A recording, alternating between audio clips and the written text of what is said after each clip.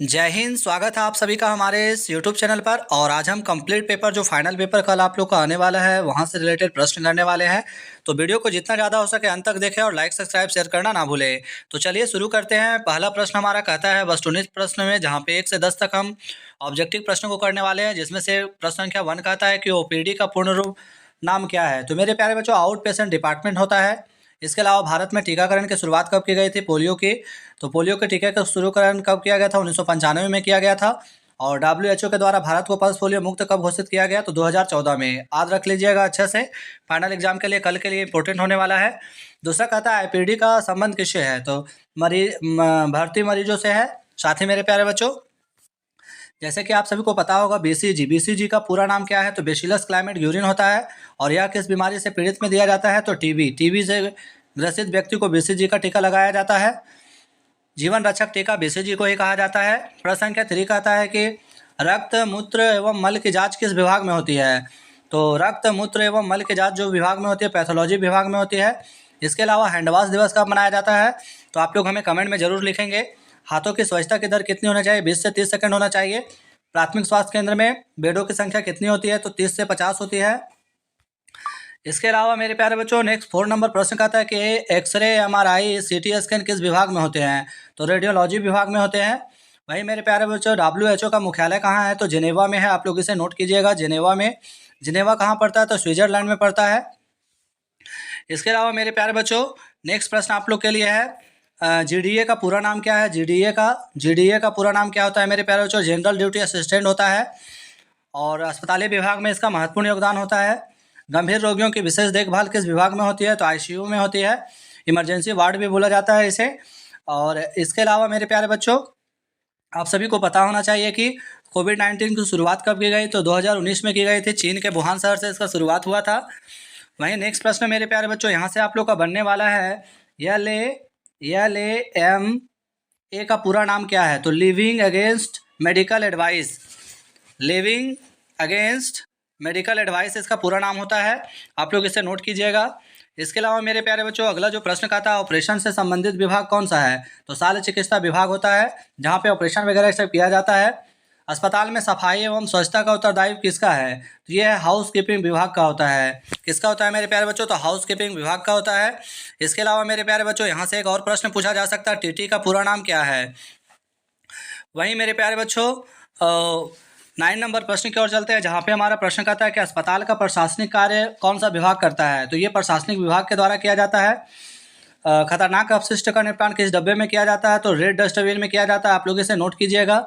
घरेलू कचरे का निपटान किस डब्बे में किया जाता है? तो ग्रीन डस्टबिन में किया जाता है। आप लोग इसे भी नोट कीजिएगा। इसके अलावा मेरे प्यारे बच्चों, 10 नंबर प्रश्न कहता है नर्सिंग विभाग का मुख्य कार्य क्या है? तो नर्सिंग विभाग का मुख्य कार्य होता है रोगी का देखभाल करना। अब हम नेक्स्ट प्रश्न की ओर चलते हैं, जहाँ पे हमारा खंड बी में जो प्रश्न पूछे जाते हैं, जिसमें से हमारा पहला नंबर जो प्रश्न है वो कह रहा है ओपीडी के 2 कार्य लिखिए। तो मेरे प्यारे बच्चों, आप लोग को पता होना चाहिए कि ओपीडी यानी मरीजों की प्रारंभिक जांच होती है, और दूसरा है डॉक्टर से परामर्श की व्यवस्था। इसके अलावा मेरे प्यारे बच्चों, आप लोग को यहाँ से प्रश्न पूछा जा सकता है कि व्यक्तिगत स्वच्छता क्या है?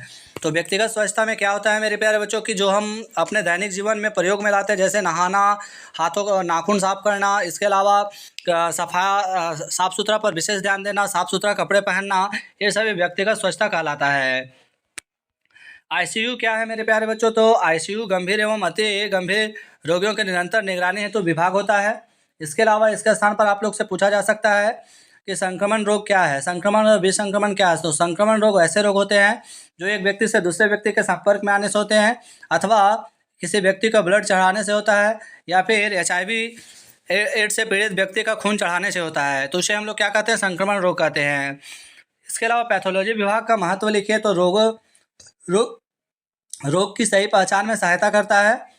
वहीं मेरे प्यारे बच्चों, यहाँ से आप लोग का प्रश्न पूछा जा सकता है टीकाकरण क्या है? टीकाकरण के क्या लाभ है? तो टीकाकरण क्या है? रोग प्रतिरोधक क्षमता को बढ़ाता है और बीमारियों को जड़ से तो नहीं, लेकिन बीमारियों से लड़ने में सहायता करता है, और हमारे बॉडी को क्या करता है? स्वास्थ्य प्रदान करता है। फार्मेसी विभाग के 2 कार्य लिखिए। तो दवाओं का वितरण किया जाता है, दवाओं का सुरक्षित भंडारण किया जाता है। इसके अलावा मेरे प्यारे बच्चों, जीडीए का क्या कार्य है? तो जीडीए का काम होता है रोगी का देखभाल करना, रोगी का समय समय पर दवा देना, रोगी का एक स्थान से दूसरे स्थान पर स्थानांतरण करना। ये भी प्रश्न हो सकते हैं। वहीं 50 नंबर प्रश्न कहता है कि नर्सिंग विभाग की भूमिका लिखिए। तो नर्सिंग विभाग में रोगियों की देखभाल, दवा देना, डॉक्टर की सहायता करना नर्स का उद्देश्य होता है। अच्छा प्रश्न होने वाला है ये भी एग्जाम के लिए। इसके अलावा मेरे प्यारे बच्चों, बायोमेडिकल वेस्ट क्या होता है? तो बायोमेडिकल वेस्ट जो होता है अस्पताली विभाग से निकलने वाले, उत्पन्न होने वाले कचरे, जैसे कि सुई हो गया, नीडल हो गया, दवाई हो गया, ये सभी जो वेस्ट पदार्थ होते हैं उसे बायोमेडिकल वेस्ट कहते हैं। और जैव चिकित्सकीय अपशिष्ट क्या होते हैं मेरे प्यारे बच्चों? तो जैव चिकित्सकीय अपशिष्ट जो होते हैं वो पशुओं अथवा मानवों के इलाज के दौरान में जो कटे छटे तरल पदार्थ होते हैं उसे जैव चिकित्सकीय अपशिष्ट कहते हैं। तो ये भी इंपॉर्टेंट होने वाला है। ऑटोक्लोविंग क्या है, भस्मीकरण क्या है? तो ये सभी क्या है? ये सभी प्रकार है जिसके जरिए जैव अपशिष्ट पदार्थ का निपटान किया जाता है। साथ ही मेरे प्यारे बच्चों, यहाँ से और आप लोग के लिए प्रश्न पूछा जा सकता है फिजियोथेरेपी से रिलेटेड। अब हम द्वितीय प्रश्न कर लेते हैं, जहाँ पे कहता है कि अस्पताल के प्रमुख विभागों का विस्तार से वर्णन कीजिए। यहाँ पे आप लोग का जीडीए के प्रमुख कार्य भी पूछा जा सकता है।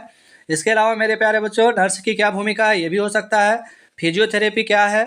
फिजियोथेरेपी आप लोग को पता होना चाहिए कि जिसमें व्यक्ति का अनचाहे मोच आते हैं और असहनीय दर्द होता है, और जब दर्द सही नहीं हो पाता तो वो क्या करता है, डॉक्टर के पास जाते हैं, यानी फिजियोथेरेपिस्ट के पास जाते हैं। तो ऐसे प्रश्न आप लोग को 5 अंक के प्रश्न में पूछे जाने की काफ़ी उम्मीद बनती है।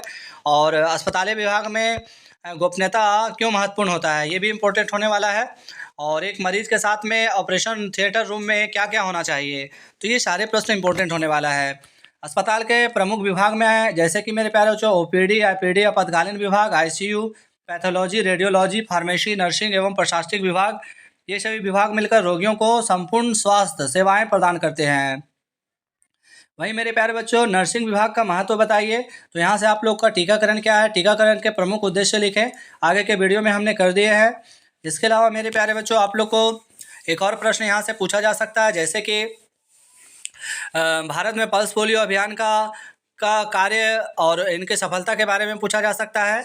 इसके अलावा मेरे प्यारे बच्चों, जैव चिकित्सकीय अपशिष्ट के प्रमुख निपटान के प्रमुख तरीके बताइए, जैसे कि ग्रीन डस्टबिन, ब्लू डस्टबिन, हरा डस्टबिन और रेड डस्टबिन, सफ़ेद डस्टबिन, ये सभी में किन किन अपशिष्टों को रखा जाता है।